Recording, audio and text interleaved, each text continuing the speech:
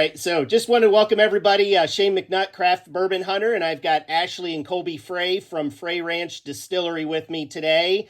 Really appreciate them taking the time. I was able to meet with them when they made a round through Ohio this past summer, and they wanted to come on and share a little bit of information. So, you two want to introduce yourselves? Yeah, I'm Colby Frey. This is my beautiful wife. Hi, I'm Ashley Frey. We're the founders of Frey Ranch here in Fallon, Nevada. Now, again, and I appreciate you jumping on. So, you guys, I know a lot of people may not be familiar with Frey. I know you guys are growing. You're coming into more states. You're getting the brand out. My focus has always been on craft. I really like what craft companies are doing and helping to get the word out. You want to talk a little bit about the farm and you guys are fifth generation, I believe, farmers, and what sort of got you pivoted into also making whiskey? Yeah, so my family's been farming here in our area in northern Nevada since 1854. Nevada didn't become a state until 1864, 10 years later, and we've been continually farming ever since. And ever since I was a little boy, I wanted to be a farmer. I loved playing out in the dirt and riding on the tractors with my dad. And as I got older, I started to really enjoy whiskey. And Ashley and I were really looking for ways to kind of do something with the crops that we had already grown. My family always grew wheat, rye, barley, and corn. And as we got older, we started like whiskey, and it all kind of came together like, why aren't we making something out of the amazing grains that we grow? You know, we use that 175 years of knowledge on what we do, on how to grow grains in our specific soil and our climate, with our irrigation techniques and everything. And anywhere you go in the world, agriculture is completely different. We knew that we could grow really amazing. We'd always grown really amazing grain, and thought like it's kind of putting two passions together. And I always tell everybody it's kind of like putting three together because I get to do it with my wife, which is awesome. But really combining that, and we kind of assumed a lot of people were doing that at the time, and you know, as we got more and more into whiskey and went down that whole rabbit hole, we realized that there's not a lot of people that grow the grains or distilleries. Yep. And in the wine world, it's really common, but in the whiskey world, it's not. And it's really ironic to me that grapes are to wine what grain is to whiskey. I agree. Everybody always talks about the grapes and where they're from and everything, but not the whiskey. And there's a lot of things we can do to increase the quality of grains for distilling purposes. And by growing it ourselves, we can ensure that we get the best quality.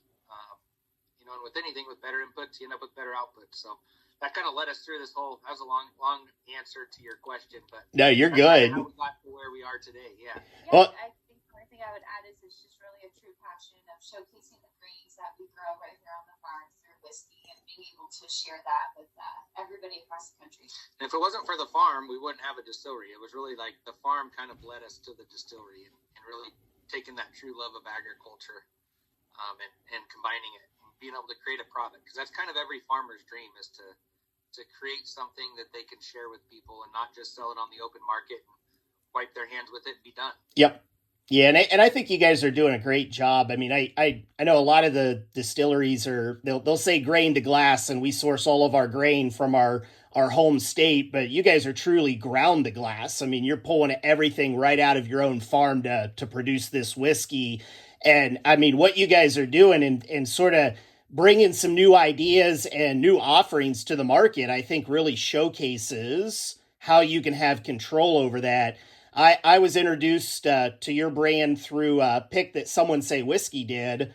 I think it was a year, maybe 2 years ago, and I got really lucky because I believe that the website crashed whenever that bottle launched.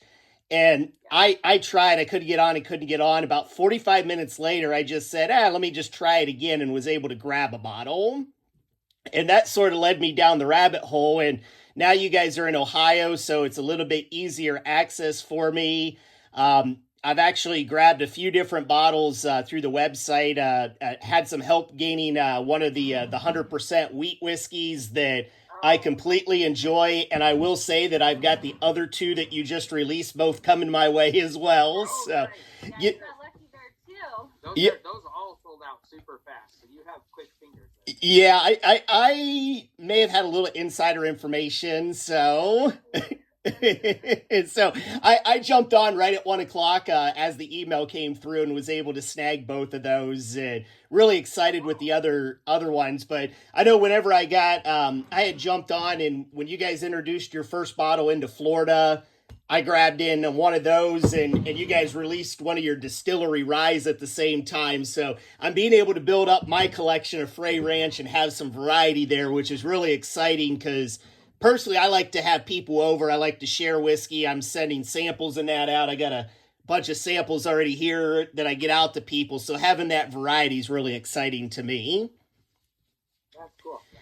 So that's what's amazing about the whiskey community is how generous and nice and the tight knit community it is. it is. It's really amazing. I mean, I've only been really in the whiskey scene since 2020. It's been a very short time. I was always a craft beer person and was on a flight and somebody ordered a Woodford beside me. I decided I wanted to try it and I enjoyed it. Got home, had my wife buy me a bottle, and then I got to start talking to people. I found the online communities and really have connected with a lot of people around the country, which is amazing. It really does bring people together.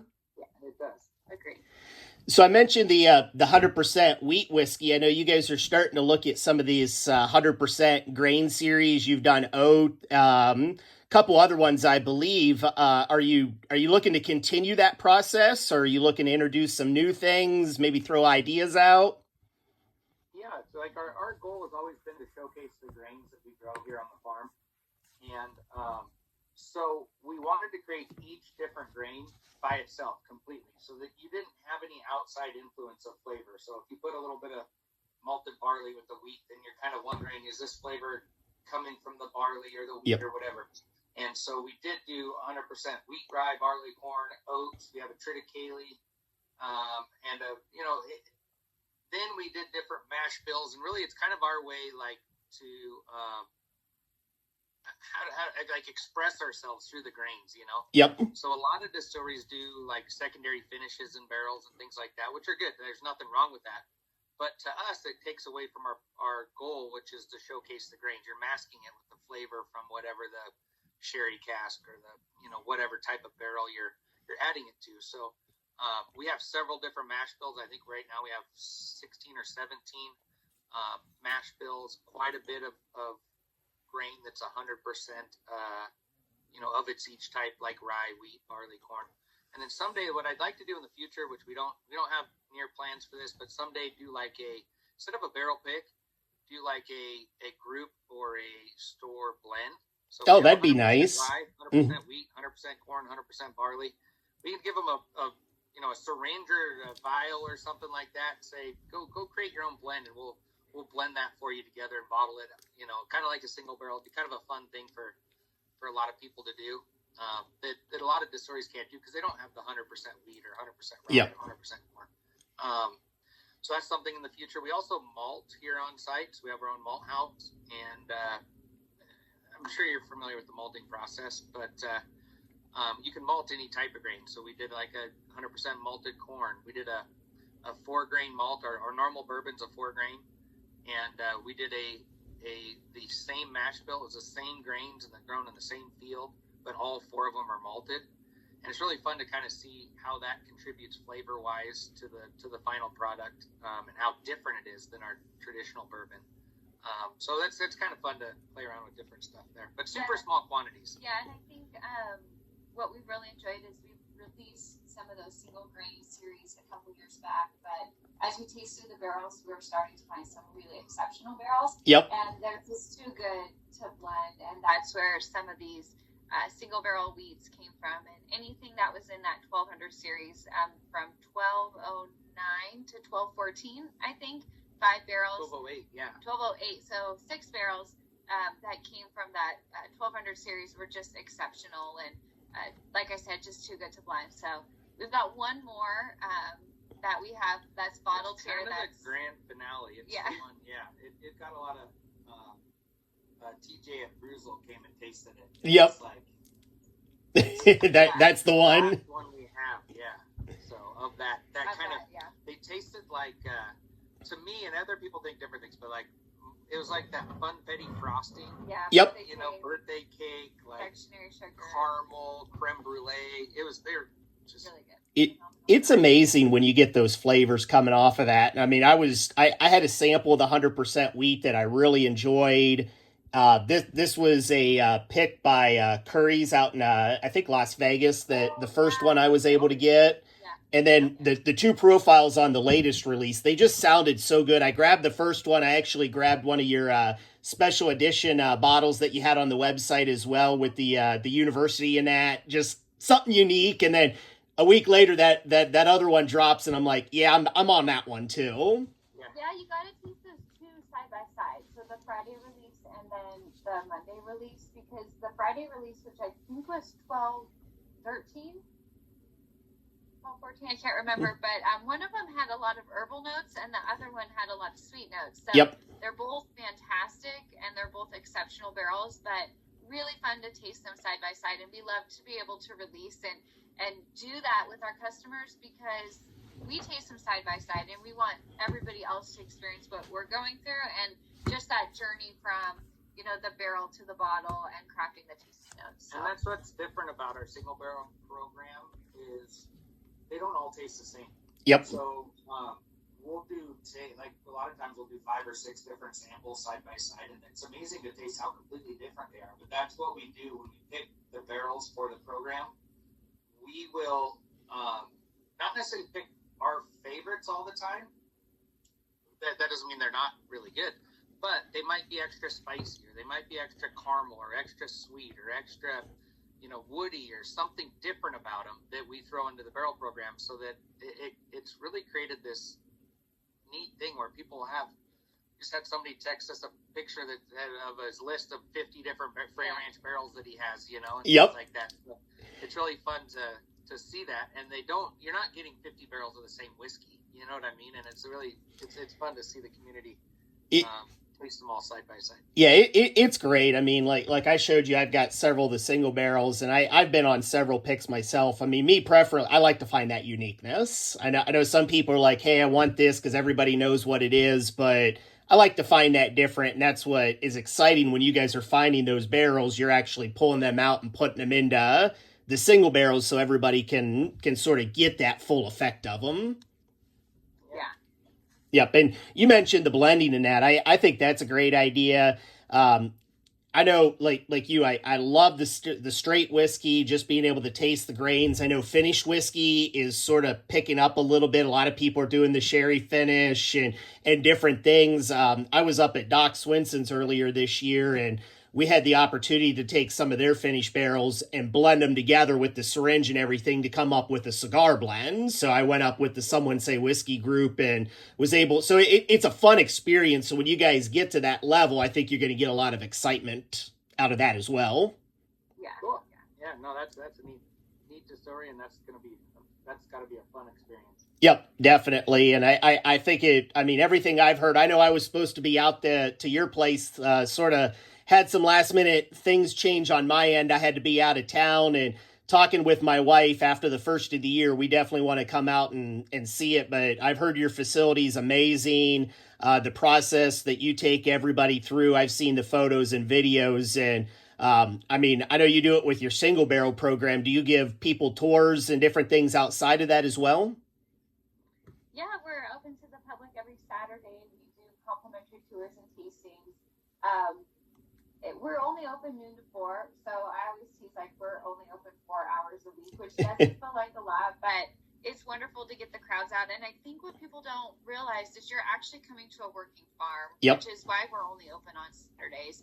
During the week, we've got tractors and trucks and harvesting and milling and a lot of activities out here, and we don't just have a tasting room. It's a working farm and a working distillery. I mean, we never sleep, or the farm and the distillery never sleep. We do, obviously, but it is, such a different experience for people to come out and see the grains that are growing in the field, to be able to experience that, see the tractors working, and then taste the whiskey, tour the distillery, and truly know that none of those ingredients have ever left our possession, and we really kind of crafted this amazing farm to glass whiskey. Yeah, and that's great to hear. I think a lot of people don't realize that. Like you talked about earlier, there's not a lot of whiskey companies that are growing on their own farms, and that they don't realize how much work and that's going into it, because you're trying to maintain that aspect while also doing the whiskey side of the business.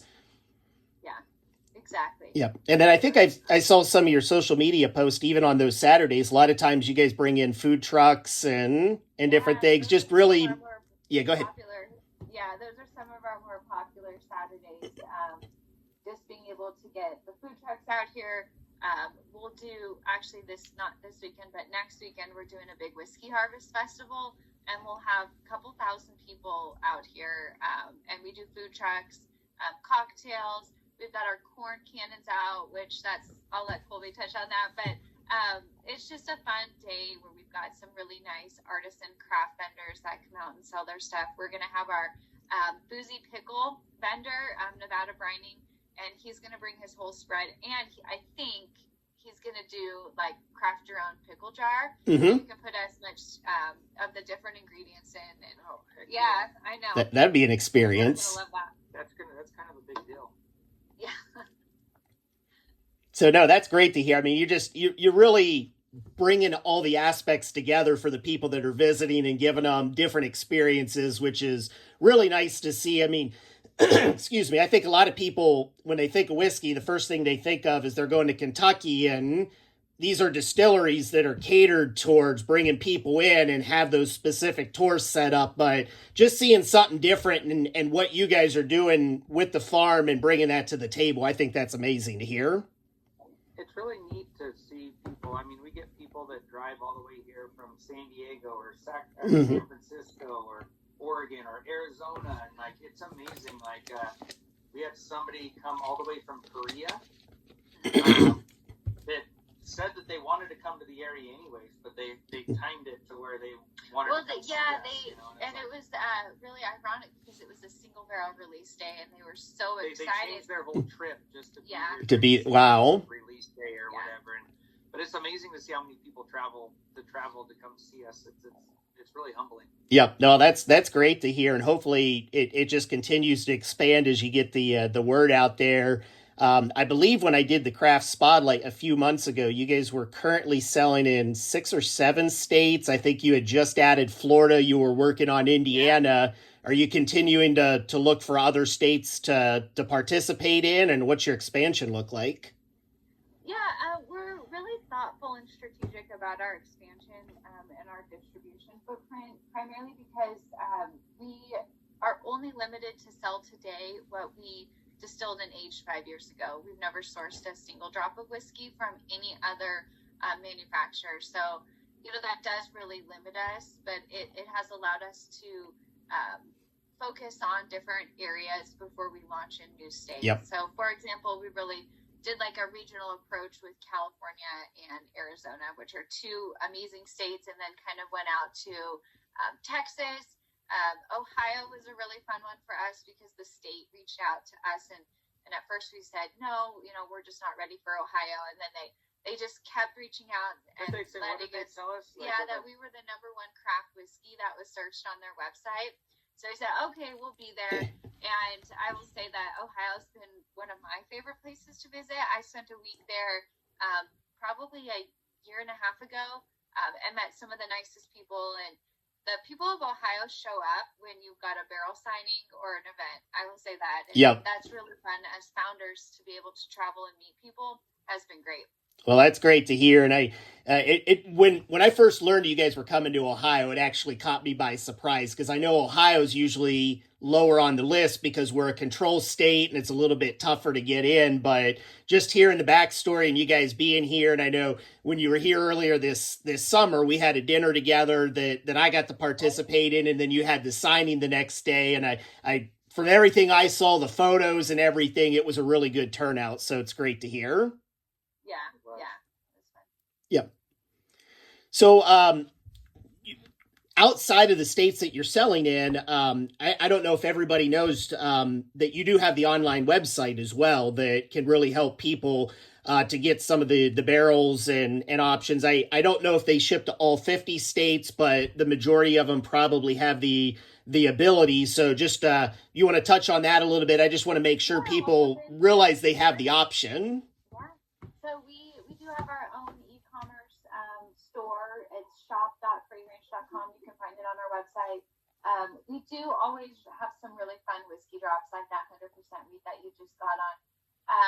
We really try to announce them through our e-news subscribers first. It's called The Dirt. So if you join our e-newsletter, we'll send out an email typically the day of or maybe even a week before if we're doing some fun promotions, which we do have a lot planned for the remainder of the year. Some free shipping promotions.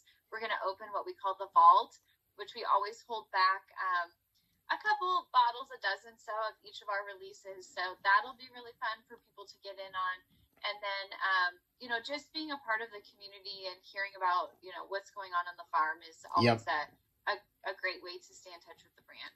No, it's exciting and it works. I signed up with it, and I mentioned with those 2 releases, I mean, that email hit right at 1:00 and was available and everything. So just having that knowledge that something's coming, something's on its way. I mean, for anybody that's watching this, definitely sign up with The Dirt.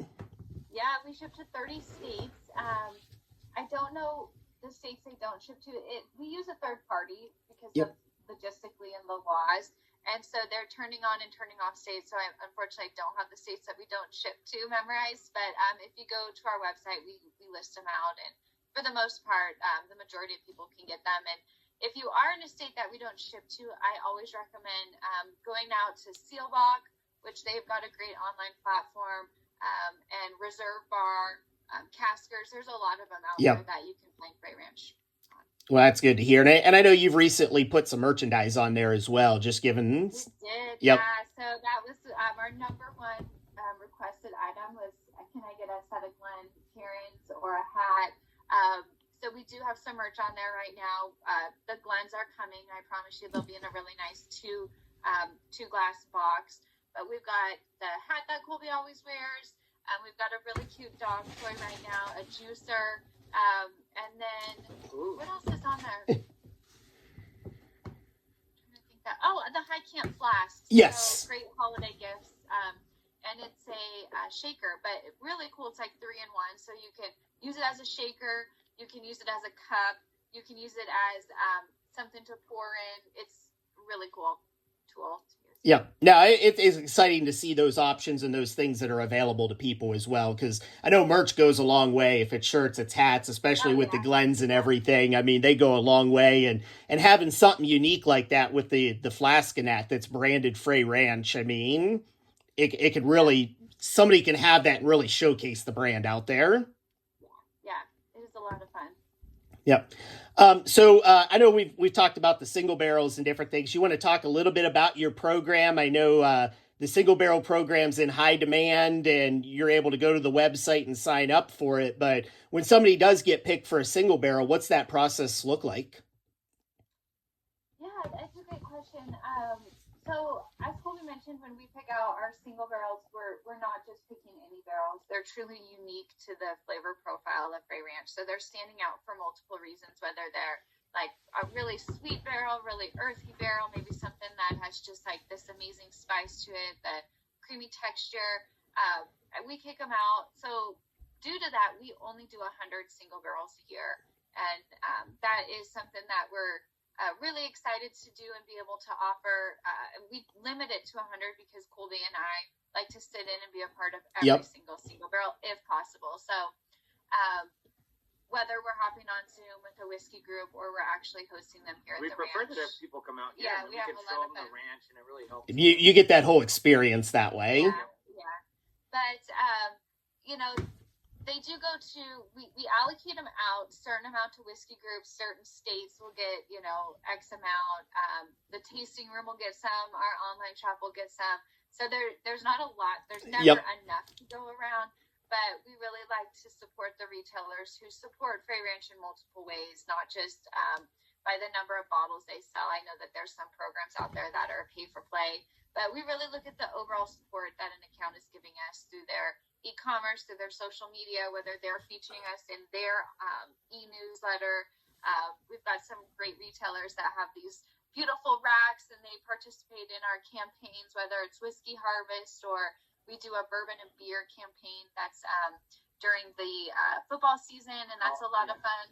Holidays on the farm. Holidays on the farm. So, we really encourage people to participate, retailers to participate in those, which is a lot of fun. Well, that's good information. I think a lot of people don't realize, like, again, you're a craft distiller. You just don't have hundreds of thousands of barrels sitting there ready for these picks and that. And I know that you can go to the website, sign up and get on the list, and it's a growing list, I would imagine. But I mean, it's just for people to realize, hey, this is why you can't just, hey, call up, I want to get on a single barrel, and it happened within the next month.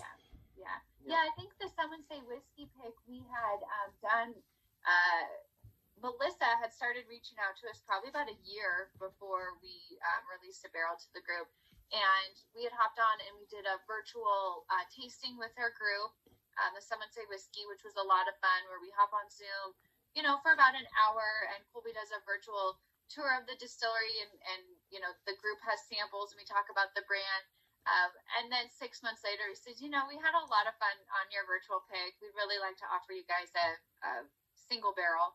And they came out to the ranch, which was a lot of fun too. And then, of course, when we released it, there's so many people on the website and so much traffic that it did crash the site, which, I mean, was great. But at the same time, we felt awful because we're taking down our e-commerce platform server, which is other people's e-commerce shops. There was other people that got shut down at the same time. So, like, there's other distilleries, other brands. There's some pretty big name brands so that we are felt horrible. And we're like, their server got shut down one time for like 6 hours because we had so many people trying to get on. Oh, wow. We told them, like, just please put us on our own server because we don't want to be responsible for other people's, online shops going down. Yeah, so hopefully we got it all that ironed out. But that was actually our second one that they said that they fixed, and then Someone Say Whiskey shut it down again. Oh, wow. And, I just remember whenever they... Now we need to fix this for real. Like, what's going on here? Yep. Yeah, I remember whenever they put the link out and they said at this time get on, and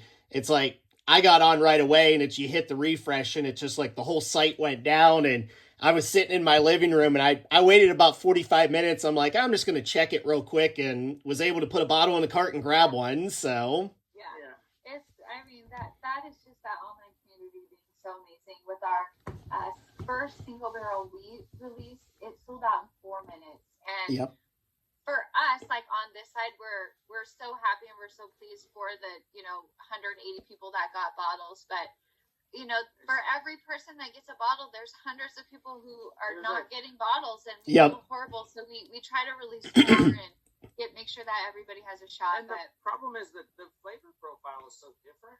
We can't pick which ones, like the way our shipping works, we can't pick which one people can choose or whatever. We can release one single barrel at a time. Or we can release several. With no tasting notes. There's no tasting notes, and each one tastes different. And so what we got is a lot of people were disappointed because they got this one and not that one, and they didn't know they didn't get the flavor. They want to know about the notes of the whiskey and stuff. So then we started releasing one at a time, but then now it kind of sucks for the guys that don't get one, but at least you know what you're getting that way. Yeah, you know what you're getting, and I mean, just like you said, sign up for the dirt so you know those releases are. I mean, and I had the one, I had to grab both of them. This one here's about a quarter of the way gone already. I think I've shared most of it with other ones. I mean, I just love getting the bottles and letting everybody else experience it as well. Yeah, and since you're in Ohio, I don't even know that I can share this, but I will. Do it anyways. We are sending some fantastic barrels for the single barrel Saturday through the state. Oh, nice. Yeah, that'll be coming up in December. Well, what did we do? Yeah, one of them, a few of them were. Yeah, we picked out the barrels here at the ranch, and the state had asked us for some tasting notes, and we sat down with Russell and Jesse and me, and we're tasting through these barrels, and we taste the first one, and Russell's like, I would have saved this one for us. Like, this is so good. Like, I don't want to send this one. And then we're tasting through the second, and as it goes on, we're like, Ohio is getting fantastic barrels. They are amazing. They're so delicious, and really unique, fun flavor profiles with them. So, Well, that's when the videos go exciting. up on the website, you'll see all those tasting Yep. notes. Okay, perfect. Yeah, that's exciting because I know that Single Barrel Saturday is probably one of the best events that I think they put on because they're bringing in all these unique single barrels and you have the ability and it's hitting all over the state and they'll start making announcements the week before and then usually the day of they'll announce a couple big ones as well. But it's just, I mean, there's the positives and negatives about being a control state, and I mean, there's never any markups or any secondary pricing, but a lot of people know the drop dates. If you're only out there for the Buffalo Traces and the Heaven Hills and the high end stuff, you're just going to go wait in line. But when you have these single barrel drops, I think they do a really good job with it. They do, and I will say that we're in a couple control states, and the OHLQ does a great job. So we're so impressed with them in general and the people that work for them. Yep. Well, that's great to hear. Definitely great to hear. But yeah, I'd say just on the single barrel program, if anybody's interested, just visit your site and sign up and get on the list there. I mean, the one I'm waiting on right now, I'll be getting the Bourbon Real Talk one as well. Sorry, I'm talking too much here. Yeah, the Bourbon Real Talk one, I believe that'll be dropping here pretty soon. I think you guys have dumped that barrel and everything. So that was the pick I was supposed to come out on and wasn't able to make it, but heard that was another good one. So I'm excited for it. It was a really good time. Randy and his crew there are super fun. Yep, I've been on 3 picks with him now. So I did a pick with his own brand. I was down in Melick, and then he came up to Ohio and did a watershed pick. So I've been on 3 different picks with him. Actually, no, 4. I was in Kentucky on Pursuit pick with him too. Yeah, he did. He was part of the Someone Say Whiskey pick. Oh yeah. Yep. Too. So he was part of that crew. That was a good. Those are good guys. Yep.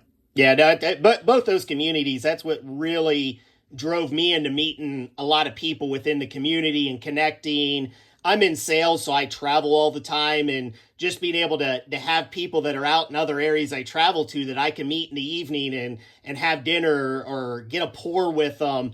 Every Friday evening, there's a group of 6 of us from all over the country that jump on a call, and we just have a couple virtual pours every Friday, and they're people that I met through those 2 communities, so it's definitely great. That's super fun, yeah. Really nice, and probably during the pandemic. Yeah. Yeah. Keep yourself sane as much as you could. Right. Yeah. Well, you did say you started in 2020, so you started during the pandemic. Right. Yep. Right time. Yeah, I started during the pandemic, and when the bourbon and whiskey just really blew up, and of course I didn't know everything. Like I'm seeing you got to have Blantons, and you go into a store, do you have any Blantons and everything, but I've pivoted quite a bit. I've got more craft whiskey than I've got the name brands sitting on my shelf. So, one other question I had for you. I know the weekend that you did the Bourbon Real Talk, you guys had the fire that hit out there. I believe I talked to you a little bit about that, Colby. You guys were able to get that out pretty quickly in that. Did that affect you majorly? Is that going to cause you guys any type of disruption when something like that happens? It's not, thankfully, because we got it out so fast. We calculated it out. We lost about 25,000 bottles of whiskey. Wow. So just to back up, worth of whiskey. Just to back up, the bottles didn't burn. We had for all the listeners, we had a lightning strike that hit one of our rye fields, and when the rye fields are drying, they're like straw. So when that lightning struck the field, it caught the rye on fire. We didn't lose any. We lost about whiskey. 20 something acres, and so that equates to that whiskey in the future. However, we had quite a bit extra planted, so that's good. So we had a plenty enough harvest for everything we got, but it's really thankful we got it out so fast.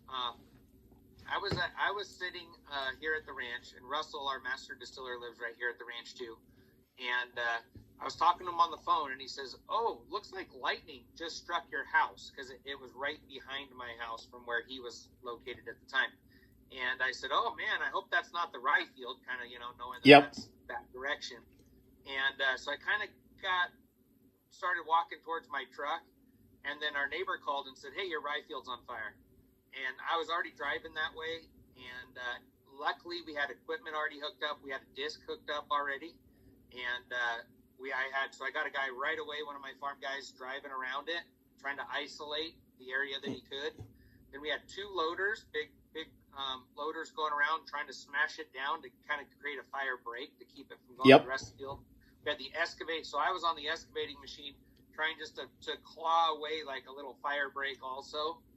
And I thought we were going to I knew we were going to get it out, or I was very confident, but we still called the fire department, and they came and they had a crew of, I think like 3 fire trucks, 4 or 5 pickups, a bunch of stuff, and it was out within minutes, but it still burned over 20 acres. Yeah, when those things happen, it is pretty scary, but there's nothing you can do. I mean, it's truly an act of Mother Nature. Yep. And, we got the rain after that too, which that's the thing about agriculture is it's not if there's going to be a problem, it's when and how bad and how you react to it. Yep, you're always going to have it. If we just go and say, "Oh, the field's on fire," and get all mad about it, there doesn't help anything. So get in there, get it done, get it out, move on. And so that's exactly what we did. Yeah, and 20 acres is a lot. I mean, my land I live on is 30 acres. I could just imagine losing 20 of it at one time. But for everybody, I believe you guys have over 1,500 acres. Yeah, we farm about 2,500. We own about 2,000. I think on the bottle it still says 1,500. Yeah, I think that's where I got that number from. So yeah, but I think we had over 400 acres total in rye, and so it's kind of a small percentage of our actual crop. Overall. But had we not gotten it out, and had it gotten out of control, and we didn't get it so fast, if I was out of town or nobody saw it, and my neighbor wasn't lucky enough to call me, or Russell didn't see it actually happen, it could have taken out hundreds of acres. Yep. It would have really affected us bad, because our problem is the way that we're set up, and we're very thankful we grow all of our own grains. But if we have a problem like that, we can't just call up the local co-op or whoever and say, "Hey, can we get another couple truckloads of rye? We're out." You know what I mean? And so that could drastically hurt our future whiskey if we had a total crop failure. But that's exactly why we always grow a little bit extra too. Just in case there's any problems or anything like that. Well, it's definitely great that you have the resources there that can help catch this stuff ahead of time, and you were able to keep it minimal. I've actually seen some of those videos online where a field catches fire and you see the tractors going around just trying to prevent it from spreading. So I can imagine what you guys were doing. So, well, that was really the last question I had. Is there anything else that you wanna share with anybody? I think you did a good job. This is really good for your first interview here. Yep. No, and it's a great brand, and I appreciate you both being able to jump on. When I get those 2 additional bottles, I'll definitely taste them, and I'll blind the 3 bottles I've got. I'll let you guys know the feedback and which one I prefer. And then, as I mentioned, me and my wife are already talking. She's not really a whiskey drinker, but she loves the people. She loves the history. For her birthday last January, she chose a trip down to Kentucky to the Bourbon Trail, even though she doesn't drink. So we've already been talking, and sometime after the first of the year, we'd love to come out and visit. Cool. Yeah. Love to have you. Okay, well, I appreciate it. And again, everybody, make sure that you go to freyranch.com, sign up for the Dirt newsletter, get updates, visit their online shop, and definitely jump on if you can get your hands on a bottle. You won't be disappointed. I've got several. They're all cracked, and every one of them's delicious. Oh, thank you. We appreciate it. Yeah. All right, thank you.